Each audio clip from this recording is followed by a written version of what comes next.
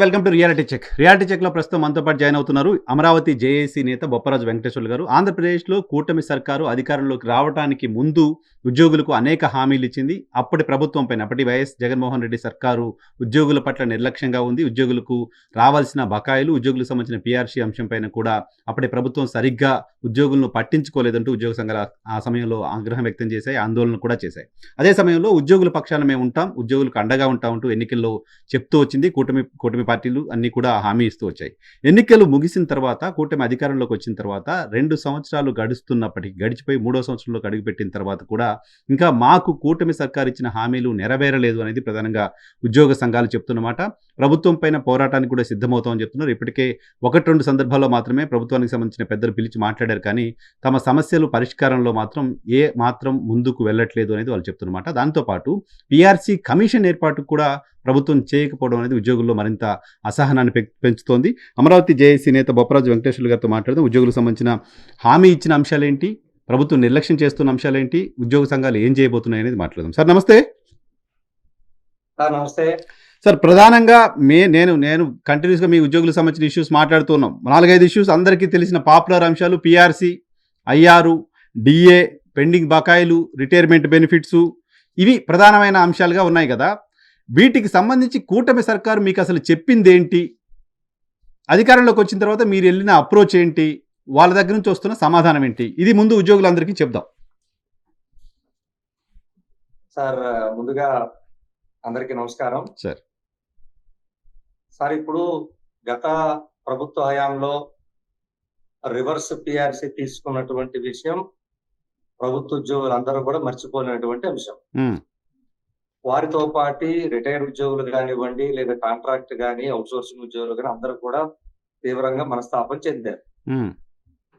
అయితే అప్పుడు ఏదో ఒక పిఆర్సీ రివర్స్ పిఆర్సీ, మామూలు పిఆర్సీ పక్కకు వస్తే, పిఆర్సీ అయితే సెటిల్మెంట్ చేసుకున్నాం విత్ ఇన్ 3 years లోనే. ఏది అంత పెద్ద కరోనా గందరగోళంలో కూడా 2020, 2021 కరోనా కంప్లీట్ ఉన్నా కూడా 1/1/2022 నాటికి పిఆర్సీ ప్రకటించుకున్నాం, అమల్లోకి వచ్చేసింది.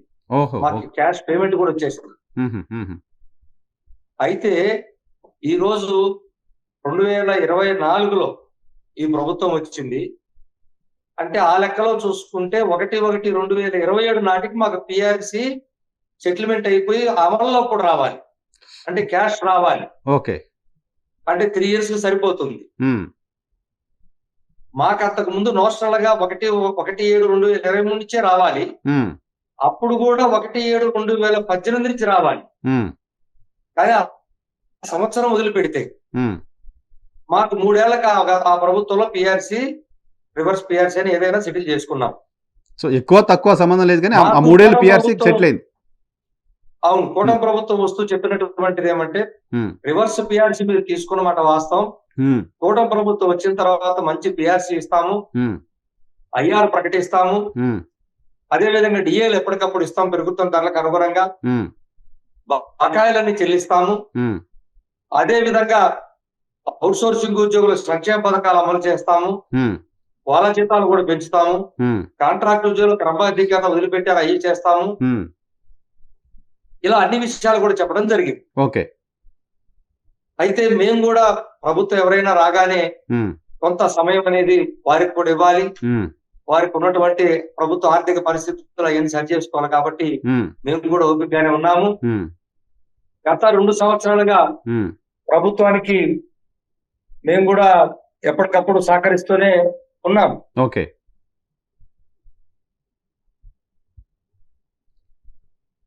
అయితే ఆర్థికేతరపరమైనటువంటి అంశాలు కొన్ని ప్రభుత్వం చర్చిస్తుంది, కానీ ఆర్థిక పరమైన అంశాలు ఎక్కడా కూడా చర్చకు రావటం లేదు. అసలు చర్చకే రావట్లేదు. అసలు ఆ ఊసే ఎత్తనీయట్లేదు. ప్రభుత్వ ఉద్యోగులు తను పనిచేసిన కాలానికి సంబంధించినటువంటి జీతభత్యాలు ఆర్థిక పరమైనవే. ఆర్థికేతరమైన ఏముంటాయి? మాకు ప్రమోషన్లు ఇవ్వాలి, లేకపోతే మాకు మా ఫైల్ సంబంధించిన డిసిప్లినరీ యాక్షన్స్ ఉంటే త్వరగా చేయించాలి, ఇలాంటి ఆర్థికేతర అంశాలు. లేదా మాకు సిపిఎస్ నుంచి ఓపీఎస్ తేవాలి, లేదా 62 ఏళ్ళ నుంచి 62 ఏళ్ళ పబ్లిక్ సెక్టార్కి ఇవ్వలేదు, అవి ఇవ్వాలి, అవి ఉంటాయి. ఏదో రకంగా ప్రత్యక్షంగా కానీ పరోక్షంగా కానీ అన్ని ఆర్థిక పరమైన అంశాలు ముడిపడి ఉంటాయి. ఆర్థిక పరమైన అంశాన్ని కానివని పెద్ద ప్రయారిటీ కాదు, ఆర్థిక పరమైన అంశాలే ప్రయారిటీ కాదు. దట్టు పిఆర్సీ అనేటువంటి అంశము కొద్దిగా ఎమోషనల్ బాండింగ్ ఉంటది ప్రతి ఉద్యోగి కూడా. పిఆర్సీ అంటే కొన్ని దశాబ్దాలుగా ప్రభుత్వాలు మాకు పిఆర్సీ 5 సంవత్సరాలకు ఒకసారి, 1 సంవత్సరం అటు ఇటు అయినా పిఆర్సీ సెటిల్ చేసేది ఒక ఎమోషనల్ బాండింగ్ అది. అలాగే కొత్త ప్రభుత్వాలు ఎవరు వచ్చినా రాగానే ఐఆర్ ప్రకటన అనేది అది అనివార్యం. ఓకే, ఈ ప్రభుత్వం కూడా ప్రభుత్వం రాగానే మంచి ఐఆర్ ప్రకటిస్తామన్నారు. అంతకుముందు తీసుకోండి, ఇదే తెలుగుదేశం ప్రభుత్వం ఉన్నప్పుడు వాళ్ళు ఐఆర్ ఇచ్చారు. అప్పుడు వైకాపా ప్రభుత్వం వచ్చి 2014-19 వాళ్ళు ఇచ్చారు. అలాగే 19లో వచ్చినటువంటి వైకాపా కూడా 27% ఐఆర్ ప్రకటన చేశారు, 27% ఇచ్చేశారు రాగానే అధికారంలోకి. కానీ 2 సంవత్సరాలు అయినా కూడా ఒకవైపు పిఆర్సీ కమిషనర్ రాజీనామా చేస్తే, రాజీనామా చేసిన స్థానంలో 2 సంవత్సరాల కమిషన్ నియమించలేకపోయారు. 26 అంటే 6 నెలల జూన్ 2024లో రాజీనామా చేస్తే జూన్ 2026 అండి ఇది. అవును, 2 సంవత్సరాలు. కమిషనర్ రూపాయి ఖర్చు లేని కమిషనర్ అపాయింట్ చేయడానికి ప్రభుత్వం ఎందుకు మీనమేషాలు లెక్కిస్తుంది? ఎందుకంటే కమిషన్ అపాయింట్ చేస్తే పని మొదలవుద్ది, రిపోర్ట్ ఇచ్చేస్తారు, ఇవ్వాలి కదా పిఆర్సీ. మరి తప్పు కదా అది. మా ఉద్యోగులకు రావాల్సినట్టు నువ్వేమి మాకేమో దయాదక్షిణలు ఇచ్చేది కాదు. ధరలకు అనుగుణంగా ఎప్పటికప్పుడు 5 సంవత్సరాలకు రివ్యూ చేసేది అది రివ్యూ కమిటీ. అంతే అంతే, నథింగ్ బట్ రివ్యూ కమిటీ. కొంతమందికి పెరగవచ్చు, కొంతమందికి పెరగపోవచ్చు, కొంతమంది స్కేల్స్ మారచ్చు, కొంతమంది స్కేల్స్ యథాతథంగా ఉంటాయి, మెజారిటీ స్కేల్స్ యథావిధంగా ఉంటాయి. ఓకే, సో అప్పుడు దాకా ధరలకు అనుగుణంగా ఉంది, ఏమన్నా గ్యాప్ ఉందా, గ్యాప్ లేదా, అప్డేట్ గా ఉన్నారా చూస్తారు, అంతే, చూసి ఇచ్చేస్తారు. అటువంటిది మీరు కమిషన్ నియామకం కూడా చేయకపోతే ఈ రోజు నుంచి కరెక్ట్ గా 1/1/2027 6 మాసాలే టైం ఉంది. ఇంకో పిఆర్సీ అంటే ఆ ప్రభుత్వం గత ప్రభుత్వంతో పోల్చుకుంటే చెప్తున్నారు, వాళ్ళు చాలా డిలేగా ఇచ్చారు. ఓకే, వాళ్ళ మీద అందుకే చాలా బాధపడింది. అయినా వాళ్ళు కరోనాతో ఉన్నప్పుడు 2 సంవత్సరాలు. అవును, ఇప్పుడు అలాంటి పరిస్థితి లేదు కదా. మరి 1/1/2027కి ఏ విధంగా కమిషన్ ఇవ్వకపోతే వాళ్ళు పిఆర్సీ సెటిల్ చేస్తారు, అమలులోకి వస్తుంది? లేదు. పక్కన తెలంగాణ ప్రభుత్వం 1/10/2023 నుంచి 5% ఐఆర్ పొందుతా ఉన్నారు వాళ్ళు. అవును అవును, ప్రతి నెల ప్రతి ఉద్యోగికి 60,000 నుంచి సంవత్సరానికి 60,000 నుంచి 1,50,000 దాకా నష్టం చేకూరుతుంది ఆంధ్రప్రదేశ్ లో ప్రభుత్వ ఉద్యోగులకి. మరి ఈ నష్టాన్ని ఎవరు భరించాలి? ఓకే, సో ఏరియర్స్ ఇస్తారా సార్? ఏరియర్స్ ఇస్తారా? ఇప్పుడు పిఆర్సీ ప్రకటిస్తే మీకు 2023 సార్ ఇంతవరకు గత ప్రభుత్వంలో పెట్టినటువంటి డిఆర్ఎస్ మొత్తం ₹1 కూడా ఇంతవరకు రాలేదు. 1/7/2018 అంటే ఆనాడు తెలుగుదేశం ప్రభుత్వం ఉన్నప్పుడు వెళ్ళేటప్పుడు ఆపినటువంటి డిఆర్ఎస్ మొన్న ఇచ్చామని చెప్పారు కానీ సగం మంది కూడా పడలేదు అది. ఓకే, సో ఆ ప్రభుత్వంలో గత ప్రభుత్వం మొత్తం అయ్యామంతా పిఆర్సీ డిఆర్ఎస్ అట్లాగే ఉన్నాయి. సుమారుగా 15,000 కోట్ల రూపాయల బకాయిలు అవి. అది పక్కన పెట్టండి. ఈ ప్రభుత్వం వచ్చిన తర్వాత 2024లో ప్రభుత్వం వస్తే ఒక్క డిఏని మాత్రమే ఇచ్చారు. ఇప్పటికి ఒక్క డిఏ ప్రకటించారండి. ఎన్ని డిఏలు పెండింగ్? డిఏలు పెట్టుకొని 5వ డిఏ ఈ జూన్ లో, మళ్ళా జూలై నుంచి 5వ డిఏ వచ్చేస్తుంది. 5 డిఏలు పెండింగ్ ఉన్నట్టు. ఆ ప్రకటించిన 1 డిఏ కూడా అరియర్స్ ఇచ్చేదానికి 10% జూన్ లో, మేలోనే జీతాలు తీసుకోమని చెప్పారు. మే జీతంతో పాటుగా రిటైర్డ్ ఎంప్లాయీస్ కి, సిపిఎస్ ఎంప్లాయీస్ కి 10% క్యాష్ ఇస్తారు. అది కూడా జీవో ఇచ్చారు కానీ అమలు కాలేదు. ఇంకా చెప్పండి, ఈ ప్రభుత్వం వచ్చిన తర్వాత కూలీ ఇది మాకు ఏ ₹1 అదనంగా కానే కాదు, మా కూలీ డబ్బుల్లోనే మిగిలిస్తూ మా జీతాలు ఇచ్చారని గొప్పగా చెప్పుకుంటే ఎన్ని రోజులు దీన్ని భరించగలుగుతాం? ఓకే, డిఏ పెండింగ్ ఉంది, ఐఆర్ అసలు ఇవ్వలేదు. 4 డిఏలు ఈ నెలతో మీకు 5 డిఏలు పెండింగ్ ఉంటాయి. ఐఆర్ అసలు ఇవ్వలేదు ప్రభుత్వం వచ్చిన తర్వాత. పిఆర్సీ కమిషన్ చైర్మన్ నియామకం కూడా కనీసం చేయలేదు. బకాయిలు 15,000 కోట్ల రూపాయలకు పైగా పెండింగ్లో ఉన్నాయి. ఈ ప్రభుత్వం వచ్చిన తర్వాత కాకుండా వేల కోట్ల రూపాయలు సరెండర్ లీవులు, మెడికల్ లీవులు, రకరకాల లీవులకు సంబంధించినటువంటి డబ్బులు ఎంత ఉందో చెప్పమని గత సంవత్సర కాలంగా ఏపీజేఎస్ అమరావతి పక్షాన మా పే స్లిప్ లో మెన్షన్ చేయండి అని ఇన్ రైటింగ్ లో ప్రభుత్వానికి ఆర్థిక శాఖగా చెబుతూనే ఉన్నప్పటికీ ఈ రోజు కూడా లెక్కలు బయట పెట్టడానికి సిద్ధంగా లేదు ఆర్థిక శాఖ. ఎందుకు అని చెప్పట్లేదు. సో ఎంత బకాయి ఉన్నారు కనీసం మీకు తెలుసుకునే అవకాశం కూడా లేకుండా పోయింది ప్రభుత్వం వైపు నుంచి. అది నేనేది నీ సొంత ప్రభుత్వంలో ప్రభుత్వ ఉద్యోగులకే లెక్కలు చెప్పలేని పరిస్థితుల్లో ప్రభుత్వం ఉంటే ఇది పారదర్శకత అనిపిస్తుందా? ఒక న్యాయం మాకు ఒక న్యాయం ఉంటుందా? మేము కూడా అందులో భాగమే కదా. ప్రభుత్వం ఉద్యోగులంతా ప్రభుత్వమే కదా, ప్రభుత్వంలో భాగమే కదా, పార్ట్ ఆఫ్ గవర్నమెంట్ కదా. మరి అలాంటప్పుడు నీ సొంత ప్రభుత్వంలో పనిచేసే ఉద్యోగులు అదేమంటే కొంతమంది పెద్దలు చెప్తారు ప్రభుత్వంలోకి వెళ్ళి మా జీతాలు మాకు పెన్షన్లు రావాల్సినటువంటి బకాయిలు రాలేదని అడిగితే వస్తున్న ఆదాయం మొత్తం ప్రభుత్వ ఉద్యోగులకే సరిపోతున్నాయి, 97%, 96% అని చెప్తా ఉన్నారు. అంటే ప్రభుత్వ ఉద్యోగులకే ప్రభుత్వానికి భారం అయిపోతుంది. ఉద్యోగుల జీతాలే భారం అవుతున్నాయి ప్రభుత్వానికి. అంటే ఈ ప్రభుత్వాలు ప్రభుత్వ ఉద్యోగుల్ని దేనికోసం తీసుకున్నారో సమాధానం చెప్పాలి. అంటే భారమయ్యడానికి తీసుకున్నారా, ప్రజలకు సేవ చేసడానికి తీసుకున్నారా? అంటే తప్పు చేశారా ప్రభుత్వం ఏమన్నా? అది గత ప్రభుత్వం కానీ అంతకుముందు ప్రభుత్వం ఏ ప్రభుత్వాలైనా ప్రభుత్వ ఉద్యోగులు ఏ రోజు కూడా ప్రభుత్వానికి భారం కాదు, బలం. పౌర సేవలు అందాలంటే ఉద్యోగులు ఈ ప్రభుత్వ ఉద్యోగులు పనిచేస్తున్నబట్టే ప్రజలకి ప్రభుత్వాలు పెట్టేటువంటి సంక్షేమ పథకాలు గాని సేవా కార్యక్రమాలు కానీ చేరుతున్న సంగతి ప్రభుత్వం మర్చిపోకూడదు. సార్ ఒక విషయం చెప్పండి, జాబ్ క్యాలెండర్ ఎలా ఇస్తున్నారంటే వాళ్ళకి జీతాలు ఇద్దామనే ఎక్కడదామనే ప్రభుత్వాలు ఇచ్చారుగా మొత్తానికి జాబ్ క్యాలెండర్ అయితే. మరి చెప్పండి దేనికి అది మోసం చేస్తున్నట్లా? భారం అయినప్పుడు నియామకం ఎందుకంటారు? సార్ మీరు చెప్పండి, ఈ పారదర్శకత లేకుండా పోతుంది, మాకెంత బకాయిలు ఉన్నాయో కనీసం ప్రభుత్వం చెప్పలేకపోతుంది అని చెప్తున్నారు కదా. ఎందుకు? రీజన్ ఏంటి? ప్రభుత్వం ఇగో మీకు ఇంత బకాయిలు ఉంది అని చెప్తే ప్రభుత్వానికి వచ్చే నష్టం ఏంటి? ఎందుకు దాచేస్తుంది ప్రభుత్వం దాన్ని? మీరేమనుకుంటున్నారు? మేము అదే అడుగుతున్నాం సార్. ఎందుకంటే ప్రజలకి వాస్తవాలు తెలియాలి. ప్రజలు రకరకాలుగా మేమేదో అడ్డగోలు గడుగుతున్నట్టు, అడ్డగోలుగా ప్రభుత్వాన్ని మేమేదో బెదిరిస్తున్నట్టు రకరకాలుగా స్టార్ట్ అవుతాయి. మేము ఉద్యమం అనగానే మీతో మాట్లాడుతున్నా కూడా రకరకాలుగా లైవ్ లో పెడతా ఉంటారు.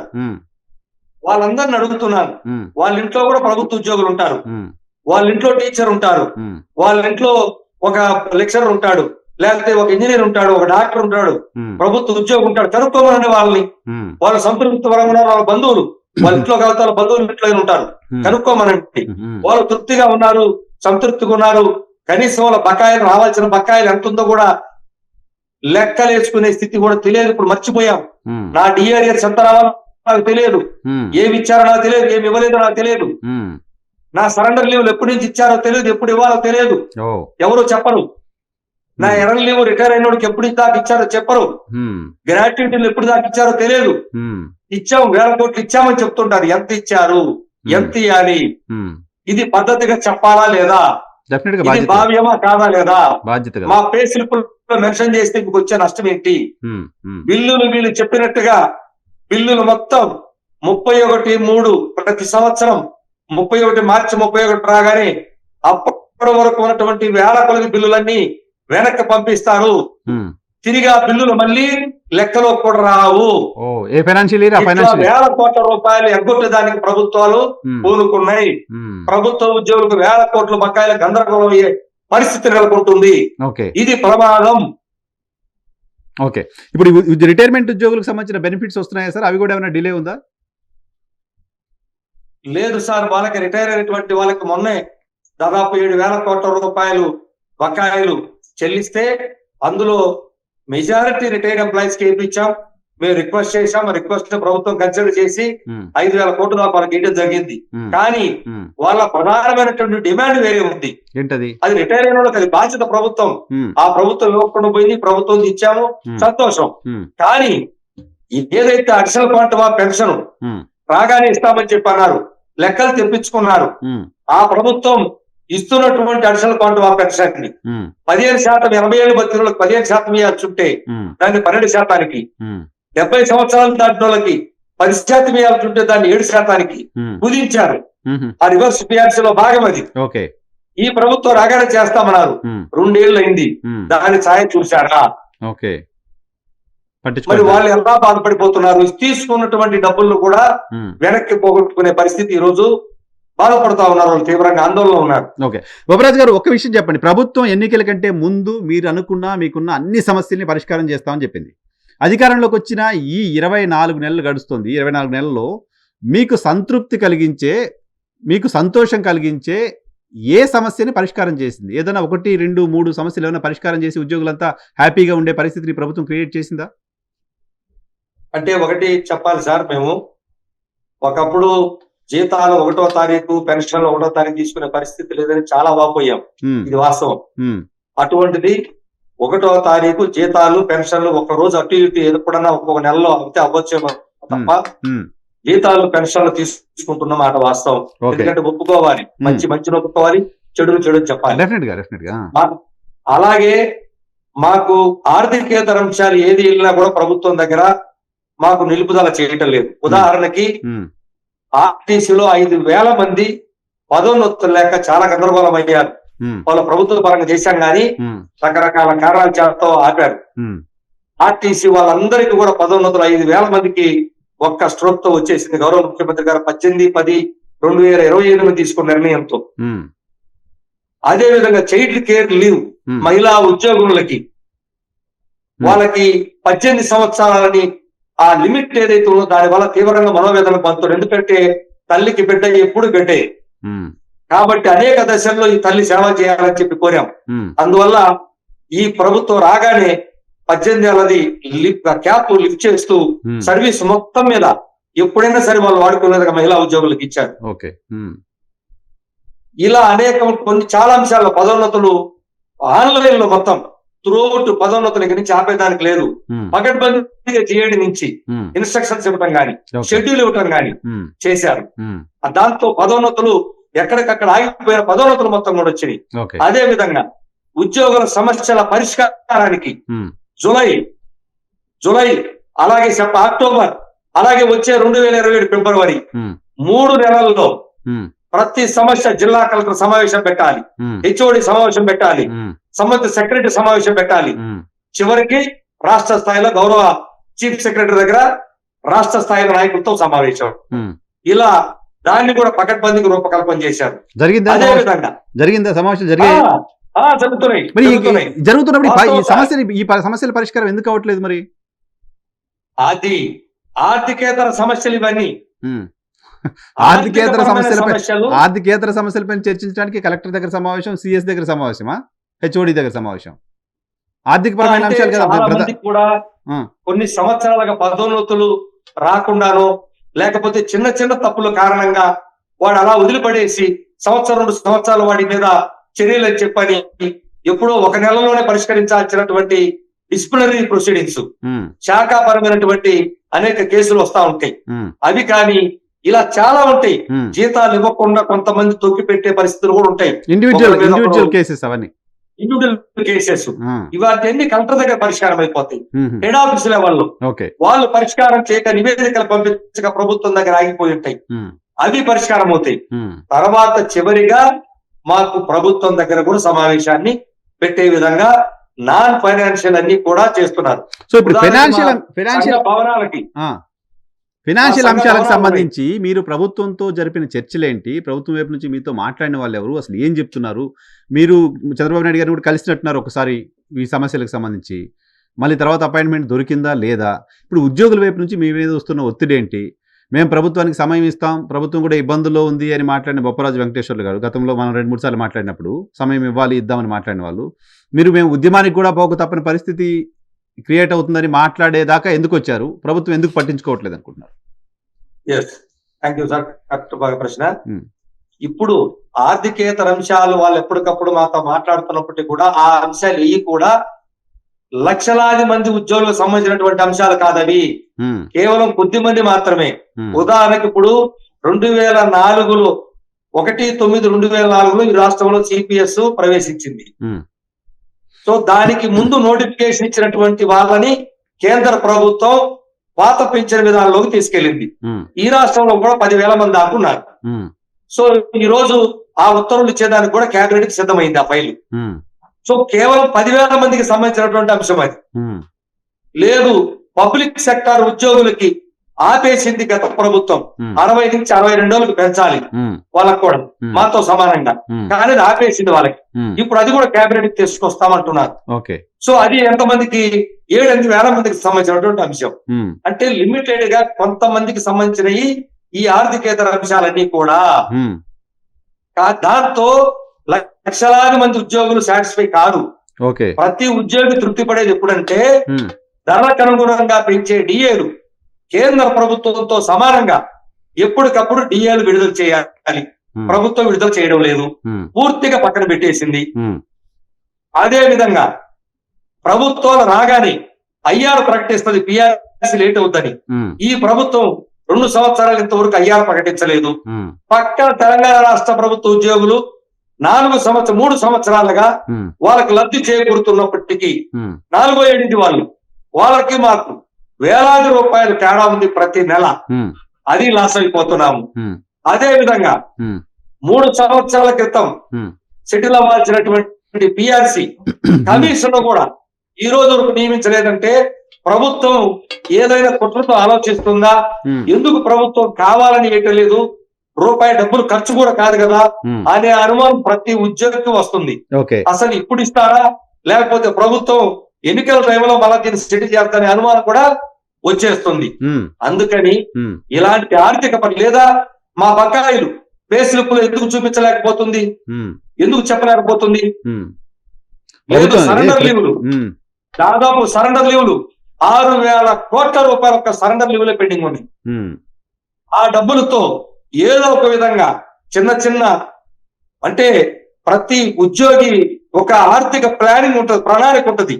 అంటే వాడు పెట్టుకుంటాడు, ఈ జనవరిలో ఫలాదానికి కట్టుకు ఎల్ఐసి కట్టుకోవాలి, జూలైలో ఫలాదానికి ఫీజులు బిల్లు చేయించుకోవాలి, లేకపోతే డిసెంబర్ లో పిల్లలు బిల్లులు చేసుకోవాలి, లేకపోతే రిటైర్ అవుతుంటే ఇల్లు కట్టుకోవాలి. ఇట్లా అనేక రకాల వాడు ప్లానింగ్ ఉంటాయి.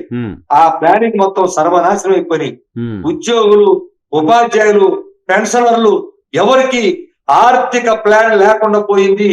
పూర్తిగా ఆర్థిక పరమైన అంశాల్లో కూరుకుపోయారు. ప్రభుత్వం పూర్తిగా ఆర్థిక పరంగా పట్టించుకోవడం మానేస్తుంది. ఏం చెప్తారు ప్రభుత్వానికి? ప్రభుత్వం నుంచి మీరు అసలు అపాయింట్మెంట్ అడుగుతున్నారా? దొరకట్లేదా ఏంటి? లేదు, ప్రభుత్వంలో మేము చెప్పాల్సిన వాళ్ళందరికీ ప్రభుత్వ ఉన్నతాధికారులు చెప్పాం. గౌరవ ముఖ్యమంత్రి గారి దగ్గరికి వెళ్లే అవకాశం ఉంటే వెళ్లే వాళ్ళకి, ఆ అవకాశం అయితే లేదు. ఎందుకు లేదు? అడుగుతున్నారా? అపాయింట్మెంట్ అడుగుతున్నారా? దొరకట్లేదా? లేకపోతే అడిగాము, చెప్పాము. ఆ అవకాశం వారి ముఖ్యమంత్రి కార్యాలయ అధికారులకు చెప్పాము, అందరి దృష్టికి తీసుకెళ్లాము. నేను ఏదైనా ఒక కార్యక్రమం చేపట్టే ముందు చెయ్యనటువంటి పని ఉండదు.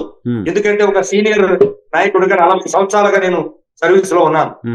కాబట్టి అన్ని ప్రభుత్వాలతో మంచి ఉంటది, కొద్దిగా ఇబ్బందులు ఉంటాయి, అన్ని తెలిసినటువంటి వాళ్ళం.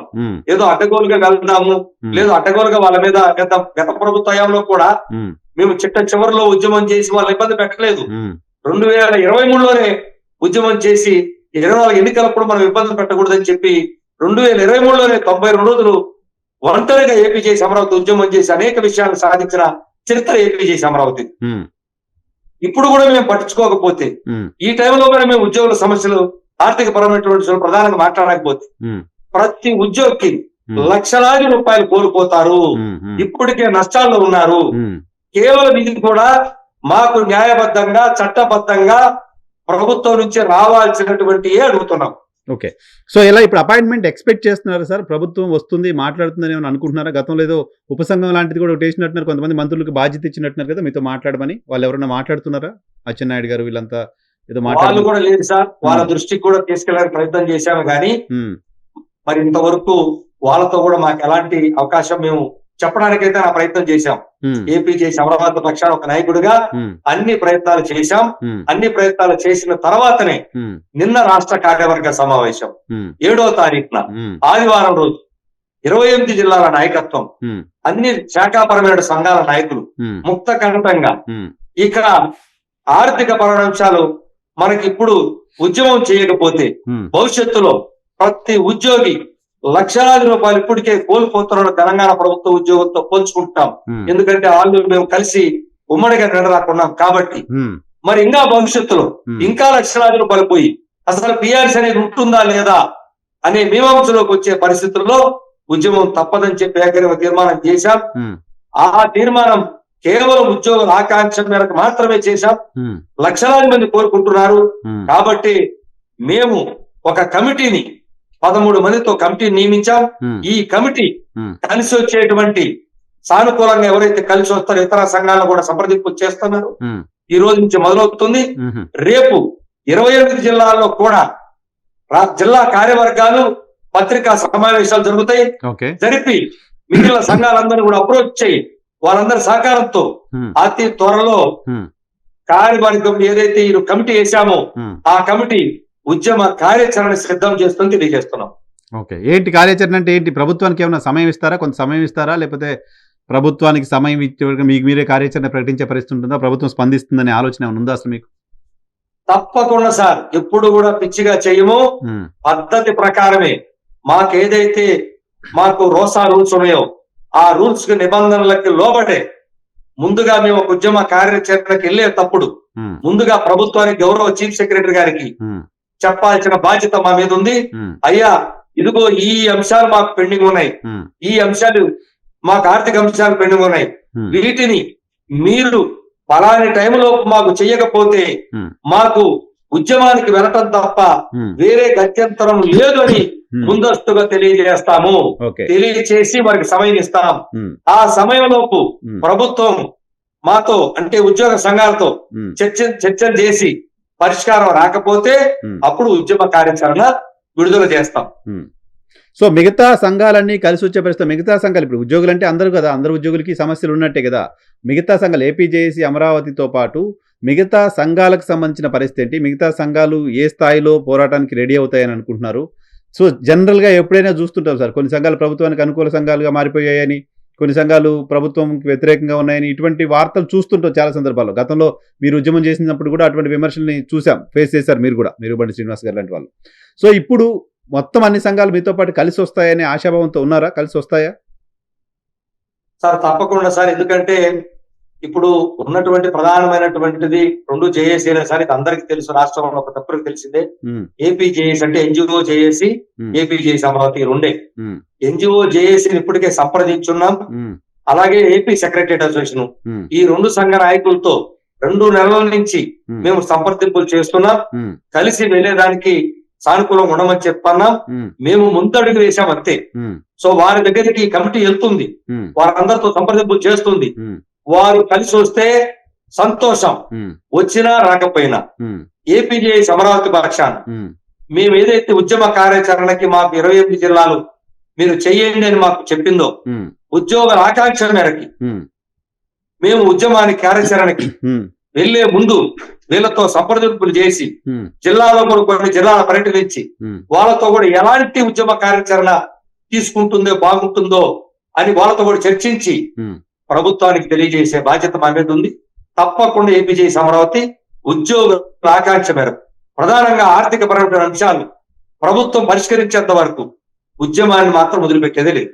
ఓకే, సో ఇప్పుడు పిఆర్సీకి సంబంధించిన గడువు కూడా ముగిసిపోతుంది. ఇంకా ఈ గడువు ముగిసిపోతే కొత్త పిఆర్సీ కూడా మళ్ళీ కొత్త పిఆర్సీ కమిటీని కూడా ఏర్పాటు చేయాల్సిన పరిస్థితి ఉంది కదా. 3 years అయిపోతే మళ్ళీ కొత్త పిఆర్సీ కూడా వేయాల్సిన పరిస్థితి ఉంటుంది. సో ప్రభుత్వం పిఆర్సీకి సంబంధించిన అంశం ప్రధానమైన ఎజెండాగా తీసుకొని మీరు వెళ్తారా? మొత్తం ఆర్థికపరమైన అంశాలు అనేది ఎజెండాగా ఉండబోతుందా? లేకపోతే ప్రభుత్వం పిలిచి ఐఆర్ ప్రకటిస్తే మళ్ళీ ఉద్యమాలు ఆగిపోయే పరిస్థితి ఉంటుందా? ఏంటి, ఎక్కడో చోట దేనికి సాటిస్ఫై అయ్యే పరిస్థితి ఉంటుంది ఉద్యోగులు?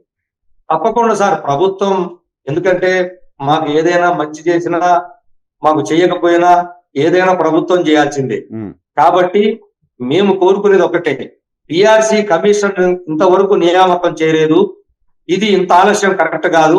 ఎందుకంటే మళ్ళా కొత్త పిఆర్సీ అనేది అంటే ఇప్పుడు 12 ఇప్పుడు ఇది నడుస్తుంది. ఉమ్, 13వ పిఆర్సీ మళ్ళీ 1/7/2028 నుంచి ఉమ్, అంటే 2 సంవత్సరాల్లో మళ్ళీ వచ్చేస్తుంది. అవును. కరెక్ట్ గా 2 ఏళ్ళకి. ఉమ్, అంటే 2 ఏళ్లలో ఎప్పుడు ఫైనల్ చేసుకోవాలి, ఉమ్, ఎప్పుడు పిఆర్సీ షెడ్యూల్ చేసుకోవాలి. ఉమ్, 3 ఏళ్ళు మొత్తం కోల్పోతున్నప్పుడు 3 సంవత్సరాలు పిఆర్సీ క్యాష్ పోతుంది, ఉమ్, నోషనల్ గానే అవుతుంది. ఉమ్, సో మిగిలింది 2 ఏళ్ళు. ఉమ్, లక్షలాది రూపాయల ప్రభుత్వ ఉద్యోగులు కోల్పోతున్నాడు ఇక్కడ. ఉమ్, చాలా గమనించండి. ఉమ్, ఉమ్, కాబట్టి ఇదంతా మా కూలి. ఉమ్, ఏదో ప్రభుత్వం మాకు ఉచితంగా, మాకేదో ఫ్రీగా మాకు ఇచ్చేది కాదు ఇది. ఓకే. మేము పని చేస్తున్న కాలానికి ఉమ్, మాకు చెల్లించాల్సిన జీతభత్యాలే ఉమ్, మేము కోరుతున్నాం. ఓకే. కాబట్టి మాతో చర్చించి మాకు పిఆర్సీ సెటిల్ చేసే లోపు అయ్యారు. ఇప్పటికే తెలంగాణ ప్రభుత్వం ఉద్యోగులు 3 ఏళ్ల నుంచి పోతున్నారు కాబట్టి ఉమ్, మాకు అయ్యారు ప్రకటన చేయాలి. ఓకే. ఈ 2 డిమాండ్స్ మీద ప్రధానంగా మాకు చర్చలు జరిపితే ప్రభుత్వ ఉద్యోగులుగా ప్రభుత్వానికి మేము ఎప్పుడు సిద్ధంగా ఉంటామని చెప్పి తెలియజేస్తున్నాం. రైట్ సార్, చివరిగా ఆంధ్రప్రదేశ్ ముఖ్యమంత్రి చంద్రబాబు నాయుడు గారికి, ఉప ముఖ్యమంత్రి పవన్ కళ్యాణ్ గారికి, ఆంధ్రప్రదేశ్ ప్రభుత్వానికి ఏపీ జేఏసీ అమరావతి తరపున మీరు అక్కడ ప్రెస్ కాన్ఫరెన్స్ లో మాట్లాడారు. ఓకే, మా ఛానల్ ద్వారా ఏం చెప్పదలుచుకున్నారు? ఒక అప్పీల్ చేయండి ముఖ్యమంత్రి గారికి ఇక్కడ నుంచి అంటే. సార్, మీ ద్వారా టీవీ ఛానల్ ద్వారా ఒక్కటే గౌరవ ముఖ్యమంత్రి గారి వాళ్ళకి కానీ, అదేవిధంగా ఉప ముఖ్యమంత్రి వర్యులకు కానీ, లేదా ప్రభుత్వ పెద్దలకి అందరికీ మేము ఒకటి తెలియజేస్తా ఉన్నాం. మేము కూటమి ప్రభుత్వం మీద కోటి ఆశలతో ప్రభుత్వ ఉద్యోగులు ఎదురు చూస్తున్నారు. ఆర్థిక పరమైనటువంటి అంశాల మీద ఎందుకో ప్రభుత్వం దృష్టి పెట్టట్లేదు. ఆర్థికేతర అంశాల మీద దృష్టి పెడుతుంది. కానీ ప్రతి ఉద్యోగి కోరుకునేది, ఇబ్బందులు పడేది తనకు రావాల్సిన కూలీ డబ్బుల మీద. అటువంటి కూలీ డబ్బులు ఆర్థిక పరమైన అంశాల మీద ప్రభుత్వం దృష్టి పెట్టకపోతే, ప్రధానంగా పిఆర్సీ లాంటి వ్యవహారం ప్రతి ఉద్యోగికి ఎమోషనల్ బాండింగ్ సంబంధించినటువంటి అంశం. దీని మీద ఎలాంటి ప్రభావం పడ్డా ఏ ఉద్యోగి తట్టుకోలేడు. గత ప్రభుత్వం రివర్స్ పిఆర్సీ ఇచ్చిందని ప్రతి ఉద్యోగికి కడుపు మండింది. కాబట్టి దీన్ని ప్రభుత్వం గమనించండి. ప్రధానంగా ఇటీవల మరి ప్రభుత్వంలో భాగస్వామైనటువంటి బీజేపీ పక్షాన ఉన్నటువంటి వైద్య ఆరోగ్య శాఖ మంత్రులు మా సమావేశానికి వచ్చారు. ఆయన చెప్పారు, బీజేపీ పాలిత రాష్ట్రాలలో అప్డేట్ గా మేము డిఏలు ఇస్తున్నాము, అప్డేట్ గా పిఆర్సీలు ఇస్తున్నాము, కేంద్ర ప్రభుత్వం డిఏలు ఇస్తున్నారు కూడా స్పష్టంగా చెప్పారు. మరి అటువంటిది ఇక్కడ భాగస్వామ్యంగా వాళ్ళు కూడా ఉన్నారు. అలాగే జనసేన కూడా గౌరవ ఉప ముఖ్యమంత్రులు గారు ఉన్నారు. వారు గాని అందరూ దయచేసి మీరు ఈ రాష్ట్రంలో ప్రతి ఉద్యోగి ఆర్థిక పరంగా ఏ విధంగా చిక్కున్నాడు, ఇబ్బందులు పడిపోయినాడు, ఏ విధంగా కొట్టుమిట్టాడుతున్నాడో దయచేసి మీరు గమనంలో తీసుకొచ్చుకొని మాట్లాడుకొని తక్షణమే ప్రతి ప్రభుత్వ ఉద్యోగికి 3 సంవత్సరాలుగా పిఆర్సీ కోల్పోతున్నాడు అనే విషయాన్ని గమనించండి. 3 సంవత్సరాలుగా అయ్యారు కోల్పోతున్న విషయాన్ని గమనించండి. ఈ ప్రభుత్వం వచ్చిన 2 ఏళ్లుగా ఒక్క డిఏ కూడా ఇవ్వలేదనే విషయాన్ని గమనించండి. ఈ డిఏలు ఎప్పటికప్పుడు ధరలకు అనుగుణంగా ఇచ్చేది. ₹1 కూడా మాకు అదనంగా ఇవ్వద్దు. పెంచితే పెరుగుతుంది, తగ్గిస్తే తగ్గుతుంది. కాబట్టి ప్రభుత్వ ఉద్యోగుల్ని భారంగా భావించకుండా బాధ్యతగా భావించి ప్రభుత్వానికి సంక్షేమ పథకాలు, అభివృద్ధి పథకాలు ప్రజలకు చేరాలంటే ఈ ప్రభుత్వ ఉద్యోగులే కీలకమని గ్రహించి మమ్మల్ని బలంగా భావించి మా యొక్క ప్రధానమైనటువంటి పిఆర్సీ కమిషన్ నియామకం అయ్యారు తక్షణమే ప్రకటన, ప్రధానమైనటువంటి అంశాల మీద దృష్టి సారించాలి, ఆర్థిక అంశాల మీద దృష్టి పెట్టాలని ప్రభుత్వాన్ని మీ ద్వారా కోరుతా ఉన్నాను. రైట్ సార్, చూద్దాం ప్రభుత్వం మీ గోడు వింటుంది, మీ ఆవేదన అర్థం చేసుకుంటుందని ఆశిద్దాం. Thank you very much. మీరు ఉద్యమం చేసే పరిస్థితి రాకుండానే ప్రభుత్వం కొంతైనా సమస్య పరిష్కారం చేయాలని ఆశిద్దాం. Thank you sir, thank you very much.